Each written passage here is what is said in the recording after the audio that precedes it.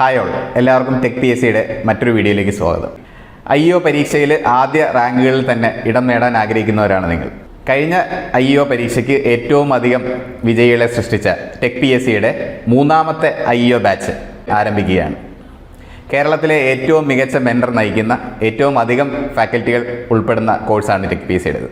May ആരംഭിക്കാനിരിക്കുന്ന മൂന്നാമത്തെ batch, IEOയുടെ മൂന്നാമത്തെ ബാച്ചിൽ അഡ്മിഷൻ ആരംഭിച്ചിരിക്കുകയാണ്. ആദ്യം ജോയിൻ ചെയ്യുന്ന 200 ഉദ്യോഗാർത്ഥികൾക്ക് ഈ കോഴ്സ് തികച്ചും 4499 രൂപയ്ക്ക് ലഭിക്കുന്നതായിരിക്കും. അപ്പോൾ ഈ IEO എക്സാമിനെ പറ്റി നേരത്തെ നമ്മൾ ഡിസ്കസ് ചെയ്തിട്ടുണ്ട്. എന്നാലും വിശദമായിട്ട് ഈ പരീക്ഷയെ പറ്റി, സിലബസ്, നമ്മുടെ കോഴ്സിൻ്റെ ഡീറ്റെയിൽസ്, മെൻറ്റേഴ്സ് എന്നിങ്ങനെയുള്ള ഡീറ്റെയിൽസ് നമുക്ക് ഒന്ന് വിശകലനം ചെയ്യാം. വീഡിയോയിലേക്ക് പോകാം. അപ്പോൾ ഗസറ്റ് ഡേറ്റ് വന്നിരിക്കുന്നത് ഏപ്രിൽ 2024 കാറ്റഗറി നമ്പർ 30/2024. തസ്തികയുടെ പേര് industries extension officer, department industries and commerce ആണ്. സ്കെയിൽ ഓഫ് പേ 50,200 മുതൽ 1,05,300 വരെയാണ്. നമ്പർ ഓഫ് വേക്കൻസീസ് ആൻറ്റിസിപ്പേറ്റഡ് ആണ്. ക്വാളിഫിക്കേഷൻ മുൻപ് പറഞ്ഞ പോലെ BTech ഇൻ എനി ബ്രാഞ്ചാണ്. ഏജ് ലിമിറ്റ് 18 വയസ്സ് മുതൽ 36 വയസ്സ് വരെയാണ്. കാറ്റഗറി ബേസ്ഡ് ഏജ് റിലാക്സേഷൻസ് ഈ തസ്തികയ്ക്കും ബാധകമാണ്. ഇനി അവസാന തീയതി മെയ് 2 ആണ്. ഇൻഡസ്ട്രീസ് എക്സ്റ്റൻഷൻ ഓഫീസറിൻ്റെ മൂന്നാമത്തെ ബാച്ച് ആദ്യം ജോയിൻ ചെയ്യുന്നവർക്ക് 4,499 രൂപയ്ക്ക് ഈ കോഴ്സ് ലഭിക്കുന്നതായിരിക്കും. ഈ തസ്തികയിൽ മുമ്പ് നടന്ന പരീക്ഷയെ പറ്റി നോക്കാം. അന്നത്തെ കാറ്റഗറി നമ്പർ 125/2018 ആയിരുന്നു. പരീക്ഷ നടന്നത് ഡിസംബർ 2019 റാങ്ക് ലിസ്റ്റ് നിലവിൽ വന്നത് ഡിസംബർ 2021 അന്നത്തെ കട്ട് ഓഫ് മാർക്ക് 46.33 ആണ്. അന്ന് OMR പരീക്ഷയിൽ മാക്സിമം സ്കോർ ചെയ്ത് 67 കഴിഞ്ഞ ലാസ്റ്റ് അഡ്വൈസ് പോയിരിക്കുന്നത് ഡിസംബർ 2023 മൊത്തം 57 പേർക്കാണ് അഡ്വൈസ് ലഭിച്ചത്. റാങ്ക് ലിസ്റ്റ് എക്സ്പയർ ആവുന്നത് ഡിസംബർ 2024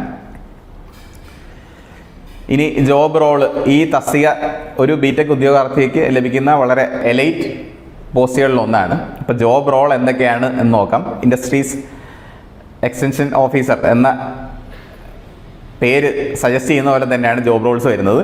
സ്റ്റാർട്ടപ്പ് സപ്പോർട്ട്സ് കൊടുക്കുക, ടെക്നിക്കൽ അസിസ്റ്റൻസ് കൊടുക്കുക, അതുപോലെ ഗവൺമെൻറ്റിൻ്റെ പല സ്കീമുകളെ പറ്റി പരിചയപ്പെടുത്തുക MSMEകൾക്ക്, അതായത് മൈക്രോ ആൻഡ് മീഡിയം എൻ്റർപ്രൈസസിന്.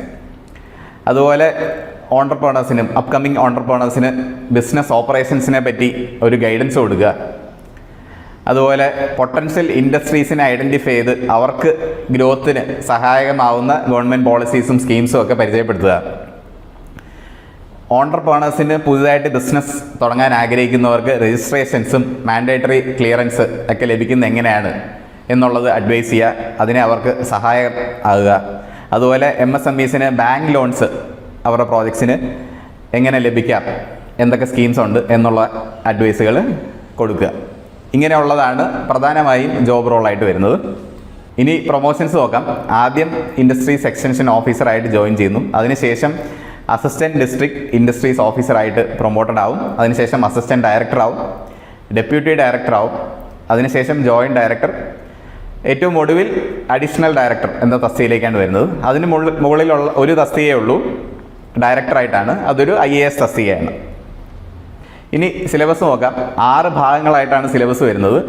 മുൻപ് പറഞ്ഞ പോലെ എല്ലാ BTech ഉദ്യോഗാർത്ഥികൾക്കും അപ്ലൈ ചെയ്യാവുന്ന തസ്തികയാണ്. അതുകൊണ്ട് തന്നെ എല്ലാ BTech സ്ട്രീമുകളിൽ നിന്നും, പ്രധാനമായിട്ടുള്ള എല്ലാ സ്ട്രീമുകളിൽ നിന്നും നമുക്ക് പഠിക്കാനായിട്ട് സിലബസ് ഉണ്ട്. അതിൽ പാർട്ട് 1 സിവിൽ എഞ്ചിനീയറിംഗ് ആണ്. അതിൽ മെറ്റീരിയൽസ്, കൺസ്ട്രക്ഷൻ, സർവേയിങ് എന്നിങ്ങനെ ടോപ്പിക്സ് ഉണ്ട്. Part 2 industrial management and industries engineering ഉണ്ട്. അതുപോലെ പാർട്ട് 3 വന്നിട്ട് basics of mechanical engineering. Part 4 electrical engineering. അതിൽ electric circuits, electromagnetic induction, alternating current fundamentals, 3-phase system, generation of power, electrical machines എന്നിങ്ങനെയാണ് topics വരുന്നത്. Part 5 electronics ആണ്. അതിൽ electronics engineering, working principle of switches എന്നിങ്ങനെയുള്ള topics ഉണ്ട്. Part 6 ഏറ്റവും ഒടുവിലത്തതിൽ computer science engineering ആണ്. Introduction to digital computer, data representation, introduction to programming languages, problem solving strategies എന്നിങ്ങനെയുള്ള ടോപ്പിക്സ് അതിൽ ഉൾപ്പെടുന്നു. ഇനി ഈ പരീക്ഷയ്ക്ക് റെഫർ ചെയ്യാൻ ബുക്സ് ഏതൊക്കെയാണ് നമ്മൾ ടെക് പി എസ് സി സജസ്റ്റ് ചെയ്യുന്നത് നോക്കാം.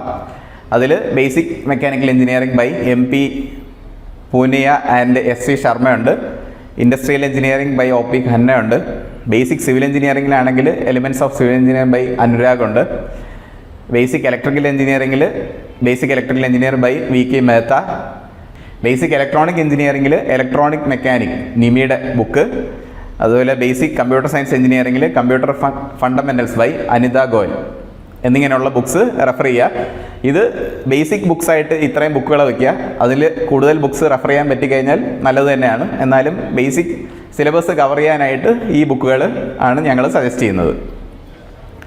ഇനി ഒരു ടെക്നിക്കൽ പരീക്ഷയിൽ എപ്പോഴും ഒരു കോമ്പറ്റേറ്റീവ് പരീക്ഷ നോക്കുകയാണെങ്കിൽ എപ്പോഴും ക്വസ്റ്റ്യൻസ് പ്രാക്ടീസ് ചെയ്യുക എന്ന് പറയുന്നത് വളരെ ഇമ്പോർട്ടൻ്റ് ആണ്. അപ്പോൾ ഏതൊക്കെ ക്വസ്റ്റ്യൻസ് ആണ് നിങ്ങൾ റെഫർ ചെയ്യേണ്ടത്? നിങ്ങൾ ഒരു സ്റ്റേജ് ഓഫ് പ്രിപ്പറേഷൻ കഴിഞ്ഞിട്ട് ക്വസ്റ്റ്യൻസ് മാക്സിമം പ്രിപ്പയർ ചെയ്യുക, വർക്കൗട്ട് ചെയ്ത് നോക്കുക. വർക്കൗട്ട് ചെയ്തതിന് ശേഷം പിന്നീട് വീണ്ടും ഇതിൽ ആസ്പദമാക്കിയിട്ടുള്ള ടോപ്പിക്സിലേക്ക് തിരിച്ചുപോയി പിന്നെയും പഠിക്കുക. അപ്പോൾ ഏതൊക്കെ ക്വസ്റ്റ്യൻസ് നമുക്ക് നോക്കാം എന്നുള്ളത് അതിൽ ഐയുടെ തന്നെ മുമ്പ് നടന്ന പരീക്ഷയിലുണ്ട്. അതിലെ ക്വസ്റ്റ്യൻസ് നോക്കുക. Assistant director industries and commerce, അതിൽ കെമിക്കൽ ആൻഡ് അഗ്രികൾച്ചർ ക്വസ്റ്റ്യൻസ് ഒഴിവാക്കി ബാക്കി പഠിക്കാം. അതുപോലെ കേരള PSC പോളിടെക്നിക് ലെക്ചർ എല്ലാ ബ്രാഞ്ചുകളുടെയും അത് എടുക്കാം. കേരള PSCയുടെ അസിസ്റ്റൻറ്റ് പ്രൊഫസർ പരീക്ഷ 2016 നടന്ന അതിൻ്റെ ക്വസ്റ്റ്യൻസ് റെഫർ ചെയ്യാം. ഇനി civil, mechanical, industrial and electrical additional ക്വസ്റ്റ്യൻസിന് കേരള PSCയുടെ AE, അതുപോലെ ഓവർസിയർ, വർക്ക്ഷോപ്പ് ഇൻസ്ട്രക്ടർ, പിന്നെ SSCയുടെ JE, RRB JE എന്നീ പരീക്ഷകളുടെ ക്വസ്റ്റ്യൻ പേപ്പേഴ്സ് റെഫർ ചെയ്യാവുന്നതാണ്. ഇനി ഇലക്ട്രോണിക്സിൻ്റെ അഡീഷണൽ ക്വസ്റ്റ്യനിൽ ഇലക്ട്രോണിക്, മെക്കാനിക്, പവർ ഇലക്ട്രോണിക്സ് നിമിയുടെ പ്രീവിയസ് ക്വസ്റ്റ്യൻസ് നോക്കാം. ജൂനിയർ ഇൻസ്ട്രക്ടർ ഇലക്ട്രോണിക് മെക്കാനിക് എന്ന പരീക്ഷയുടെ ക്വസ്റ്റ്യൻസ് നോക്കാം. Power electronics, junior instructor electronic mechanic and power electronics എന്ന പരീക്ഷയുടെ ക്വസ്റ്റ്യൻസ് നോക്കാം. ട്രേഡ്സ്മാൻ ഇലക്ട്രോണിക്സ് കേരള PSCയുടെ പ്രീവിയസ് ക്വസ്റ്റ്യൻസ് റെഫർ ചെയ്യാവുന്നതാണ്.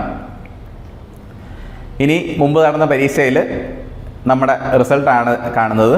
അതിൽ റാങ്ക് 3 ഉണ്ട്, റാങ്ക് 31, റാങ്ക് 5, റാങ്ക് 1 എന്നിങ്ങനെ ഉള്ള റാങ്കുകൾ ടെക് PSCയുടെ സ്റ്റുഡൻസ് കരസ്ഥമാക്കിയിട്ടുണ്ട്.